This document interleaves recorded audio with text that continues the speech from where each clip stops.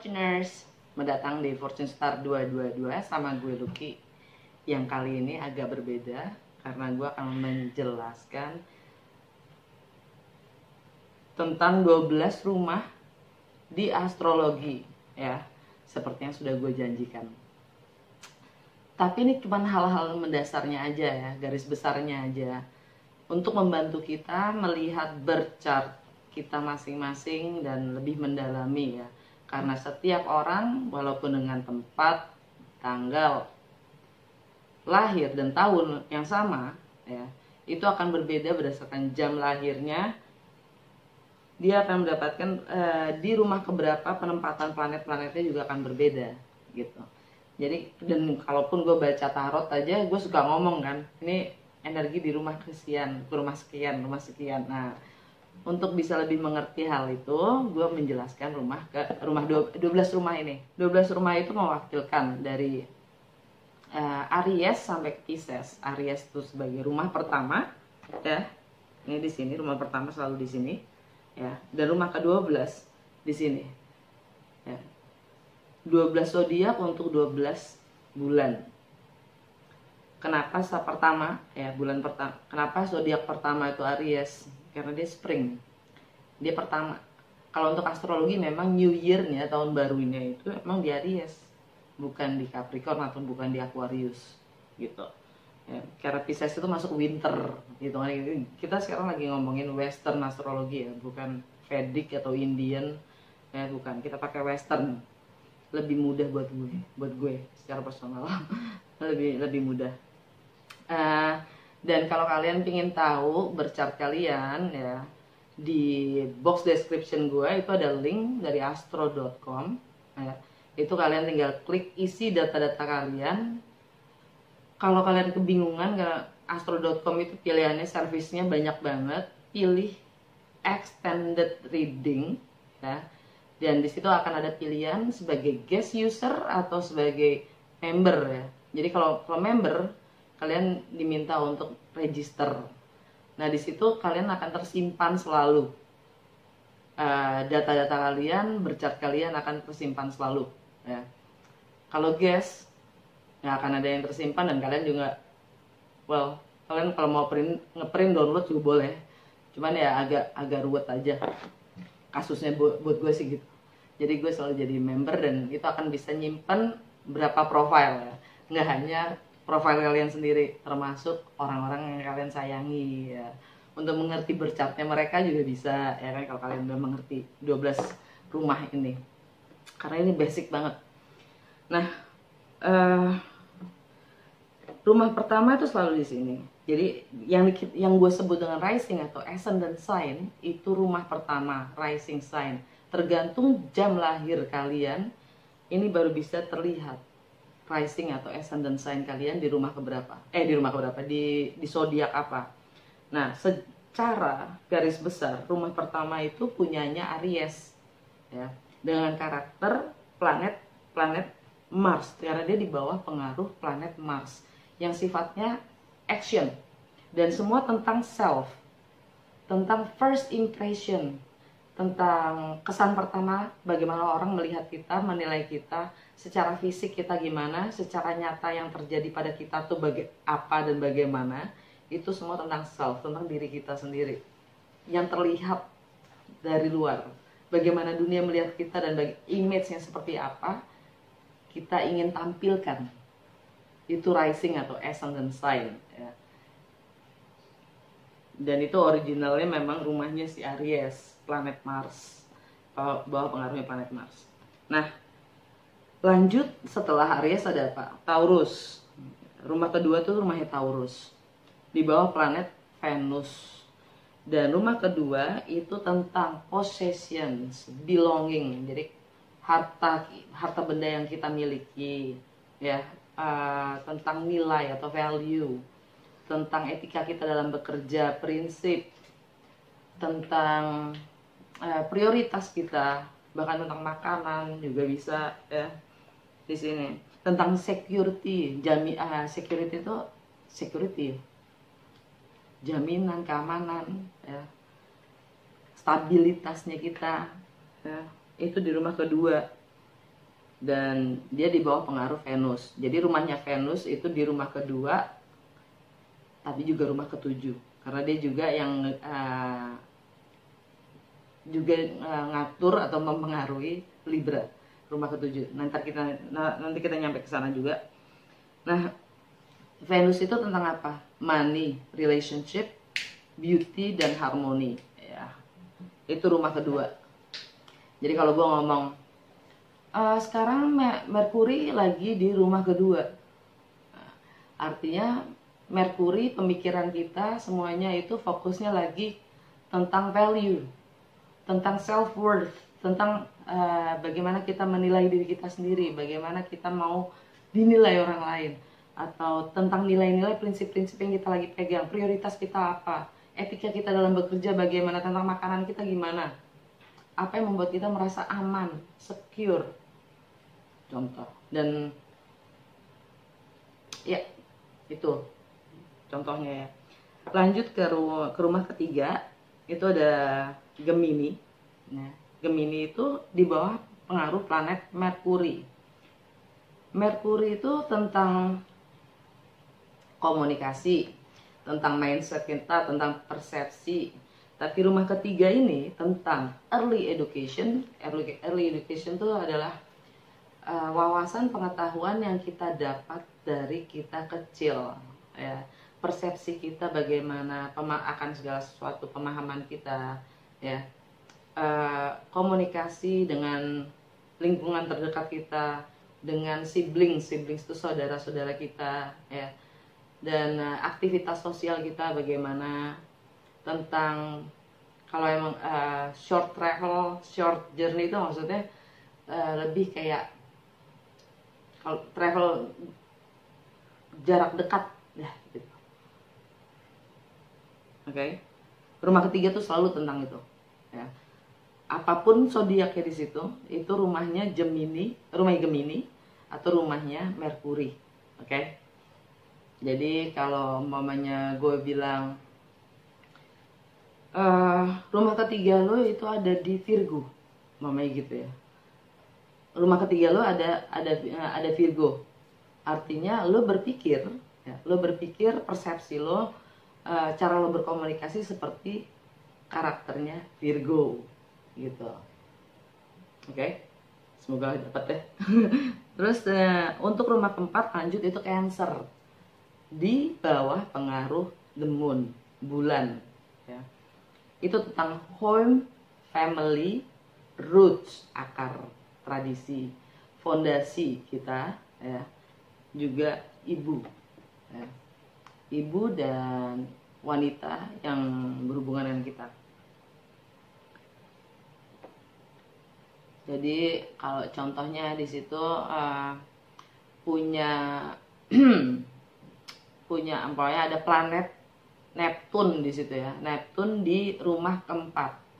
Artinya kita punya ideal, mimpi, goal itu berdasarkan dari konsep-konsep yang kita bawa dari kita kecil, dari home kita. Kita punya idealisme tentang home itu kita dapatkan dari tradisi kita sendiri, dari leluhur kita gitu ya.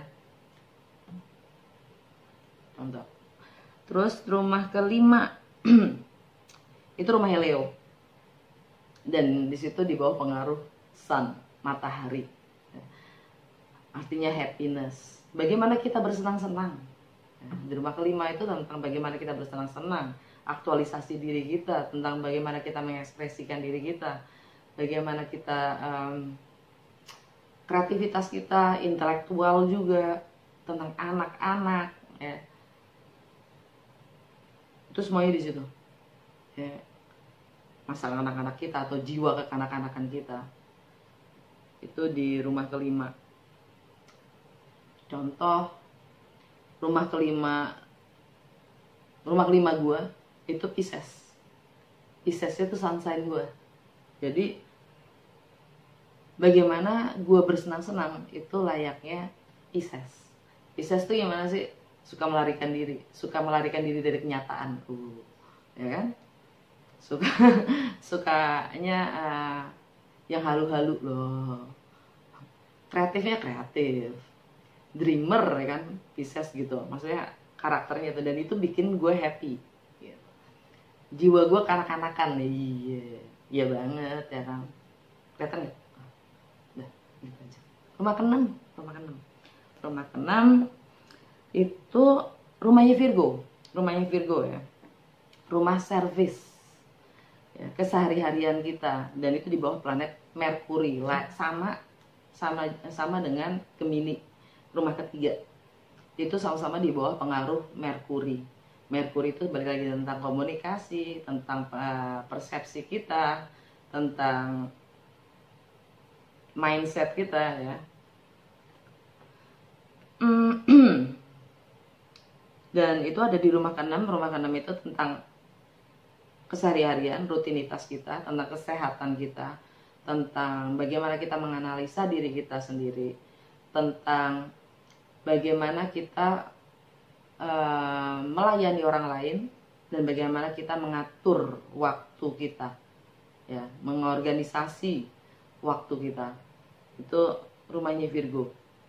Bedanya Virgo sama Gemini yang sama-sama di bawah pengaruh Merkuri, kalau Gemini itu outward ya, dia lebih ke keluar, ekspresif, lebih suka mengungkapkan apapun pikirannya gitu. Sedangkan kalau Merkurinya Virgo, dia lebih ke inward, lebih ke dalam.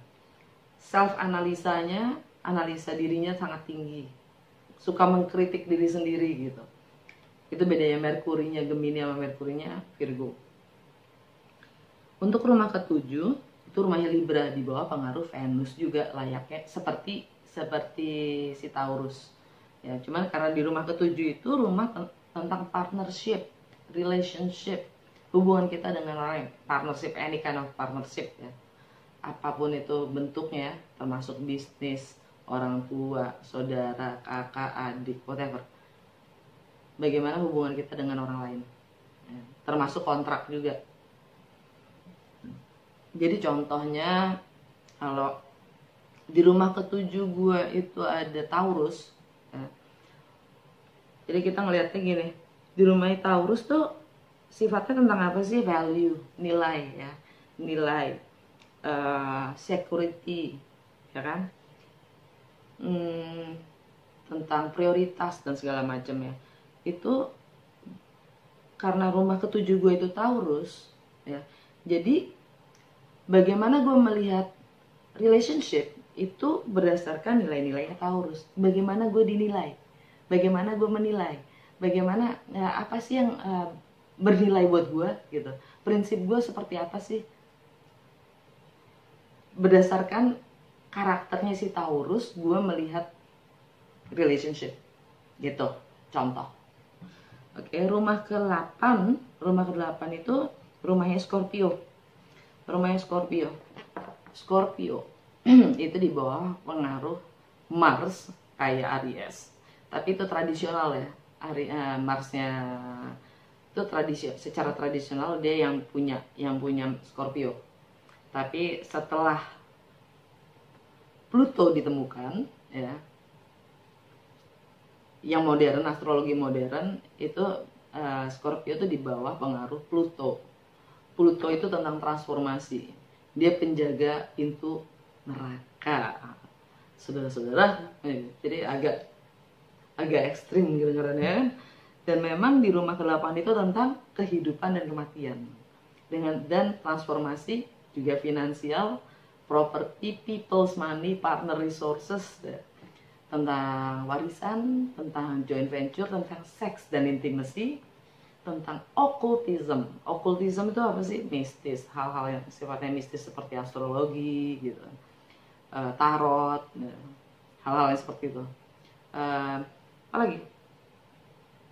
Dah, itu aja untuk rumah ke-8, yang juga pasti finansial. Untuk rumah ke-9, rumah ke-9 itu rumahnya Sagittarius, dan dia di bawah pengaruh Jupiter. Jupiter itu planet spiritual juga, planet keberuntungan, planet yang expansion karena planet terbesar ya. Jadi apapun yang ada planet Jupiter ya di rumah manapun bercat kita, di bercat gue ya, di bercat gue Jupiternya gue itu ada di rumah ketujuh. Artinya apapun yang sifatnya relationship gitu, itu di zoom supaya kita bisa lebih clear melihat, lebih jelas melihat gitu ya. Karena dia emang lebih besar gitu, planet terbesar, dan jelas terlihat, dan kita bisa lebih expand, kita bisa lebih memperluas lagi batasan-batasan definisi apapun yang kita pahami gitu. Karena sifatnya juga higher education. Rumah ke-9 itu tentang higher education, wisdom, filosofi, hukum, travel, juga foreign, segala sesuatu yang asing, segala sesuatu yang nggak biasa atau baru sifatnya ya. Itu rumah ke-9 Sagittarius. Oke, rumah ke-10 itu rumahnya Capricorn, di bawah pengaruh planet Saturnus ya. Saturn itu planet yang paling heboh, bukan heboh, maksudnya dia yang suka ngatur. Planet Saturn itu dia yang selalu yang punya kuasa, yang mengkontrol segala sesuatu yang sifatnya duniawi ya, sifatnya duniawi, termasuk apa sih contohnya, kayak lembaga-lembaga, institusi ya, agama, atau negara ya, yang punya kuasa untuk membuat peraturan ya, itu Saturn. Karena kita diminta untuk tanggung jawab, disiplin, dewasa ya. Dan di rumah ke-10 itu tentang karir, reputasi kita, life goal, juga motivasi kita ya. Contoh di rumah ke-10 gue ada Leo. Karakternya Leo kayak gimana sih? Jadi Leo itu kan sangat ambisius, ingin tampil. Sih, gue di depan kalian semuanya kan gitu. Karir gue di depan kalian semua, tampil. Reputasi gue semuanya berdasarkan apa yang gue tampilkan, apa yang ingin gue capai, itu life goal gue. Nah, biasanya di sini ada tulisan MC ya. Itu juga maksudnya meet heaven, life purpose, biasanya dilihat dari sini ya. Rumah ke-11 itu rumahnya Aquarius, dan dia di bawah pengaruh 2 planet. Yang tradisional itu planet Saturn ya. Saturn itu secara tradisional yang mempengaruhi Aquarius. Tapi setelah Uranus ditemukan, modern astrologi bilang dia yang mempengaruhi Aquarius.